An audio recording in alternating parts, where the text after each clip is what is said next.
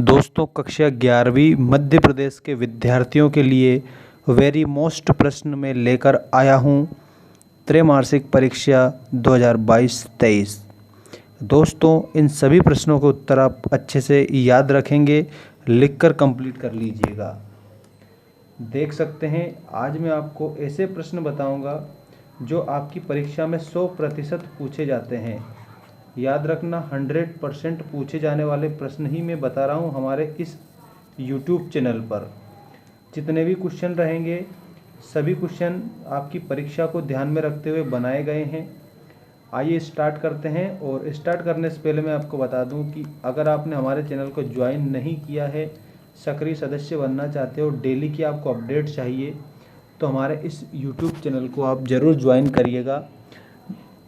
और आप जब कमेंट करेंगे जैसे ही ज्वाइन होकर, तो कमेंट हमारे पास सीधा आ जाएगा और हम उसका जवाब आपको उपलब्ध करवा देंगे। और बिल्कुल सक्रिय सदस्य आप बनिए और विभिन्न प्रकार के जो पर्क्स है उनका फ़ायदा उठाइए। आइए स्टार्ट करते हैं फर्स्ट क्वेश्चन से। सारा जो मैं है आप टॉपिक वाइज बताऊंगा आपको। सारे जो क्वेश्चन हैं आपके टॉपिक वाइज रहेंगे, ये आप ध्यान दीजिएगा और मोस्ट इम्पोर्टेंट क्वेश्चन है। चलिए देखते हैं।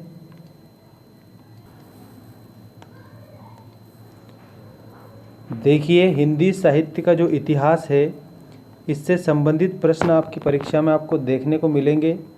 तो सबसे पहले आप एक बात यहाँ पर ये याद रखिएगा, हिंदी साहित्य के विकास का जो इतिहास है उसको सर्वप्रथम लिखने का जो क्रेडिट है वो जाता है आचार्य रामचंद्र शुक्ल को, मतलब डिवाइड करने का।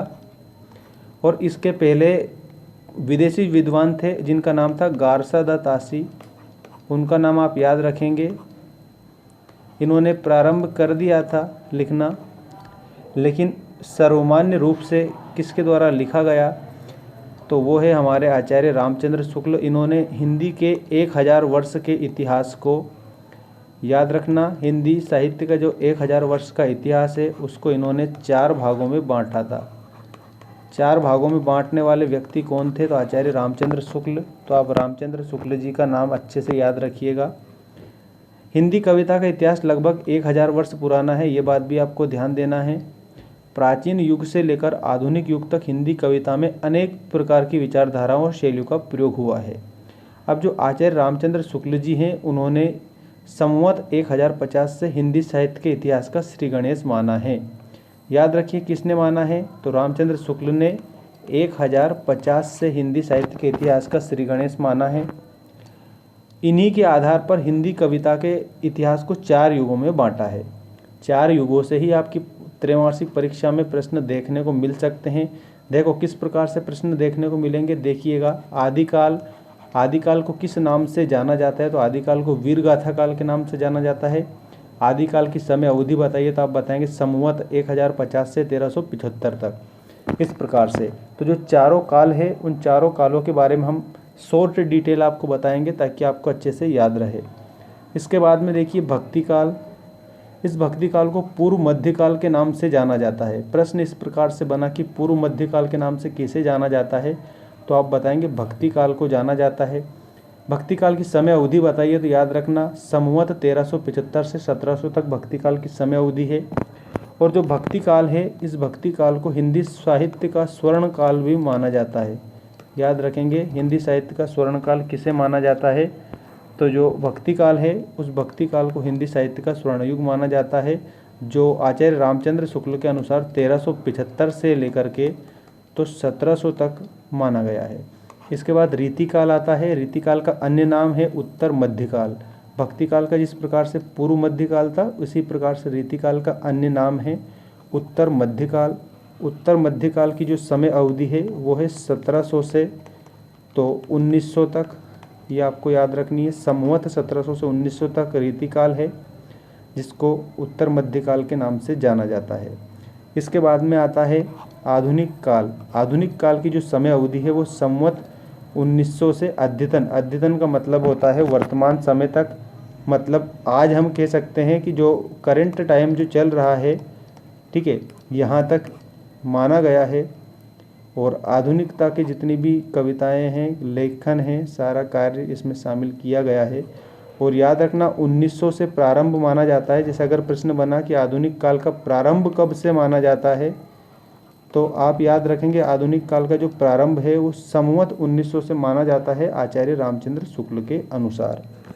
आदिकाल के बारे में हम जानकारी आपको बता रहे हैं, सीख लीजिएगा, मोस्ट इम्पोर्टेंट है आपकी परीक्षा की दृष्टि से। आदिकाल जो है, आदिकाल को चारण भाटकाल के नाम से जाना जाता है, एक तो ये याद रखेंगे आप, ठीक है। आदिकाल को चारण भाटकाल के नाम से जाना जाता है क्योंकि इसमें कविताएं रचने वाले चारण और भाट हुआ करते थे, इस कारण।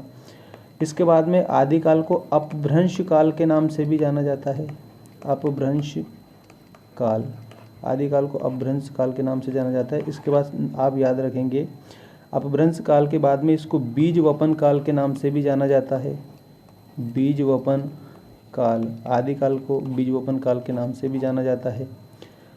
इसके बाद में आदिकाल को एक और नाम से जाना जाता है, वो है रासोकाल, रासोकाल के नाम से भी आदिकाल को जाना जाता है। इतने सब ऑब्जेक्टिव टाइप क्वेश्चन बन सकते हैं, याद रखिएगा। और आदिकाल के जो प्रमुख ग्रंथ हैं उसमें आप सबसे पहले बताएंगे पृथ्वीराज रासो, पृथ्वीराज रासो, याद रखें पृथ्वीराज रासो। और ये पृथ्वीराज रासो किसकी रचना है, तो आप याद रखेंगे चंदवरदाई की रचना है, चंदवरदाई की है पृथ्वीराज रासो। और पृथ्वीराज रासो क्या है, तो आप बताएंगे महाकाव्य है, ठीक है। और हिंदी का जो है हमारा, हिंदी का प्रथम जो है महाकाव्य इसको माना जाता है, इस प्रकार से आप याद रखेंगे। तो ये मोस्ट इम्पोर्टेंट कुछ क्वेश्चन थे आपकी परीक्षा की दृष्टि से, जो मैंने आपको बता दिए हैं। आपको 100% देखने को मिलेगा इसमें से क्वेश्चन, तो आप अच्छे से इसको कंप्लीट करिएगा। नेक्स्ट वीडियो बहुत जल्द आएगा, आप कमेंट करके हमें बता दीजिए ताकि आपको हम समय पर विभिन्न प्रकार के जो वीडियोस है वो उपलब्ध कराते रहें। स्क्रीनशॉट लेकर भी आप इसको कंप्लीट कर सकते हैं।